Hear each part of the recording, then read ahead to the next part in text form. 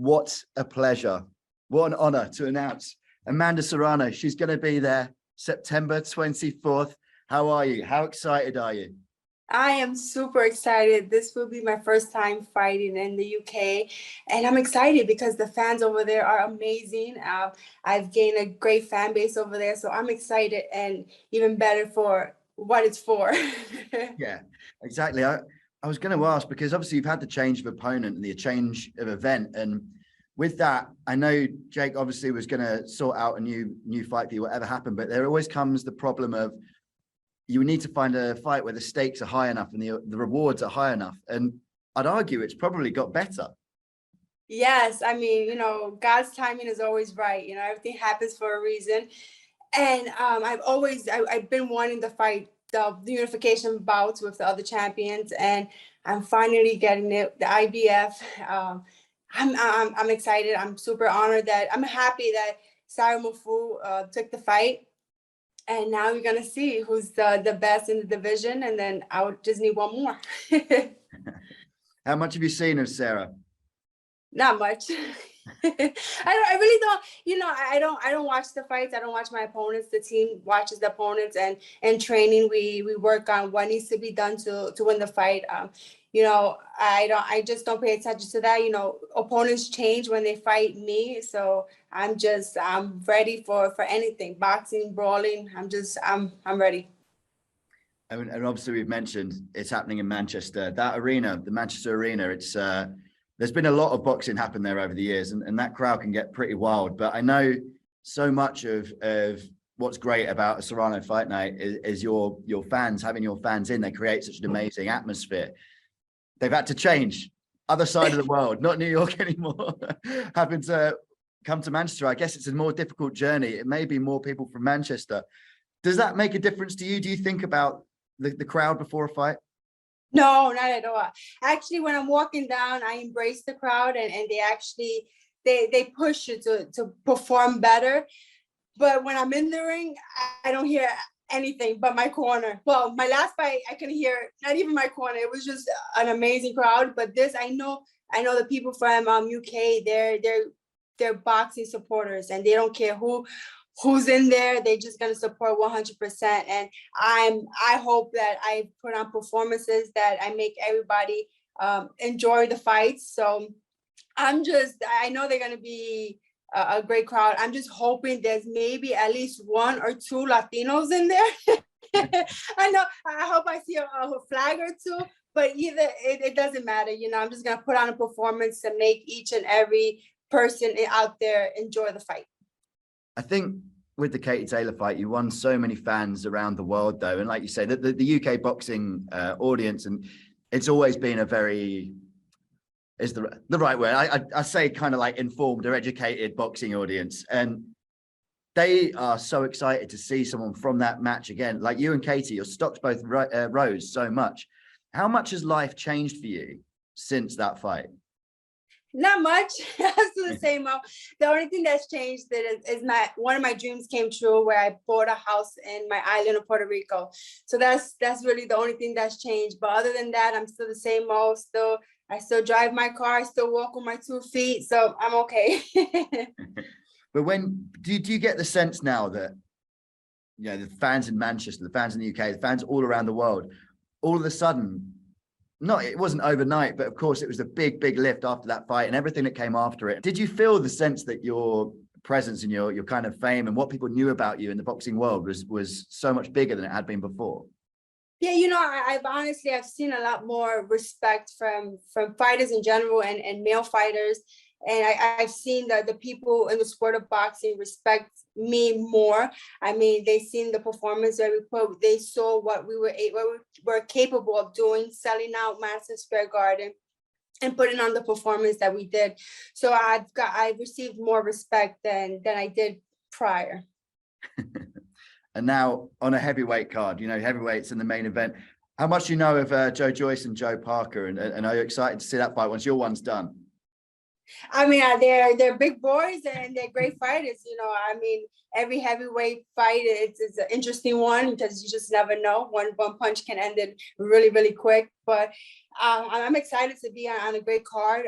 Just for them giving me the opportunity to make history once again and unifying in my division. I'm excited.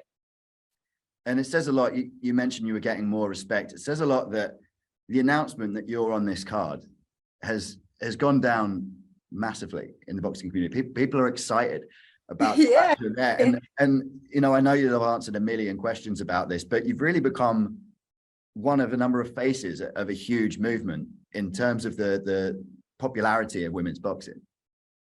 No, I'm proud. You know, every time I go out in that ring and fight night, I try to overdo the last fight, or I'm always trying to push and pursue. I mean, just to push the sport of women's boxing, to show that we can fight and we put on great performances and we just give it our all. And we've always competing with the men, so we always got to outdo ourselves. And every fight I go, I try to do that. But you know, I'm such an advocate for female boxing. I just want to continue to open the doors for the young generation coming in. I'm almost out of it, so I'm excited that the sport of women's boxing is getting so much better and exciting, and we have so much more talent coming into the sport and the pro rankings, and I'm excited. It's a lot of pressure, and it's a pressure that the men don't have to deal with. They don't have to worry about being a representative of entire part of the sport. They just have to worry about themselves. Do you enjoy that pressure? I do. It brings the best out of you. You know, you rise to the occasion. So I keep saying excited, but you know, I'm honored to be one of those faces and to changing the sport of women's boxing. And I see young girls as little as 5, 6 years old looking up to us. And that's why you have to always maintain a healthy lifestyle and show that women can be the best that they can be, do whatever they want to do in a male-dominated sport. So we're changing the game and we're changing the face of female boxing. Yeah, sometimes it almost feels unfair, doesn't it? You have, like, it's almost like you have to be a role model. It's obviously a great thing that you are, but it seems unfair that every single one of you has to be the role model as well as being the boxer.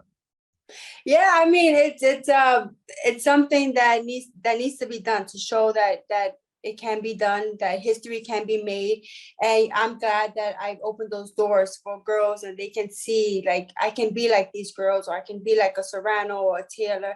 So it's just a motivation and inspiration to young girls in the sport. How long are you going to be in the country for? When do you fly over? I have no idea.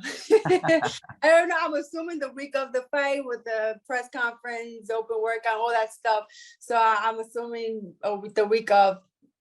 And I have to get used to the hour change. So. Oh yeah, it's a tough one as well. Coming back this way. Oof. Oh, thank you. Yeah, maybe go a week and a half. Okay. Is there a motivation? I know you should never look ahead of your next fight. I know that's always the priority. But Undisputed, you obviously went up the weight last time. I've seen Jake talk about it. The Undisputed fight at featherweight, is that something you'd like to make as the big, massive rematch? You know, it's been my dream to become Undisputed champion in my weight class in featherweight. And it's been, even before I fought Katie Taylor, I said I want to become Undisputed before I fight Katie Taylor, because the story, Undisputed versus Undisputed. I mean, I'm hoping this is one step closer to becoming Undisputed at featherweight. Hopefully we can get the WBA champion. And then I think that'll be bigger than the first fight, Undisputed champion versus Undisputed champion. The first fight was amazing. So I think it's a great storyline, you know, but I'm the fighter. I listen to the team, whatever the team says, I'm there for it. Does it get, being involved in a rivalry, which is what this is now? I know there's respect. I know there's enormous respect, and because it was such a close decision the first time. Is it strange, because boxing as a sport is so about, like, the story, it's about the moments, it's the people remember the moments and the rivalries and things like that. Has it almost changed your relationship with the titles, thinking like, okay, I need to chase the titles, but I also need to have this huge moment? Because that's what a boxing legacy is all about. Yeah, it's more legacy. I mean, it was not chasing titles. You know, I wanted to become undisputed champion because Puerto Rico's never had an undisputed champion, and I'm all for my island. I try to make history for that. In the history of female boxing, there's so many undisputed champions, so I'll be one of them. But I want to be the first and only, well, I hope not only from Puerto Rico. So, you know, being undisputed is just for my own sanity. But, you know, you definitely want to chase legacy. I believe my legacy is already made, being a 7 division world champion. There's no girls close to that. So I'm glad with that part. But yeah, I mean, to me, like I said, it's just something for my own goal and my own dream. Did you ever think it would get this big? Did you ever think your story would get this big? Not at all. You know, I started my pro career as an opponent. I didn't want to become a world champion. I didn't know or ever thought about becoming a world champion when I started my career. But I'm like, oh my God, look at me now, 7 division, making history and continuing to open doors. Never thought in a million years. When did you realize? When did it click? When did you think this is happening? I think after maybe my 4th division, maybe I was like, okay, maybe it's something we're getting. I tied up with Miguel Cotto being 4th division world champion. And then my team, well, Jordan, my trainer, my manager, he was like, you know, let's be one more, 5 division 6. And then after that, I started being like, wait, this is something different, something women are not doing. And we started making noise. And that's when I started realizing, okay, we're doing something different. And you spoke earlier about legacy. You've already got one. You're right. 7 divisions, incredible, unheard of. But also, I suppose legacy is something that's left afterwards. What would you like your legacy afterwards to be? How would you like? We spoke about you being a role model as well. How would you like people to remember you? Oh wow.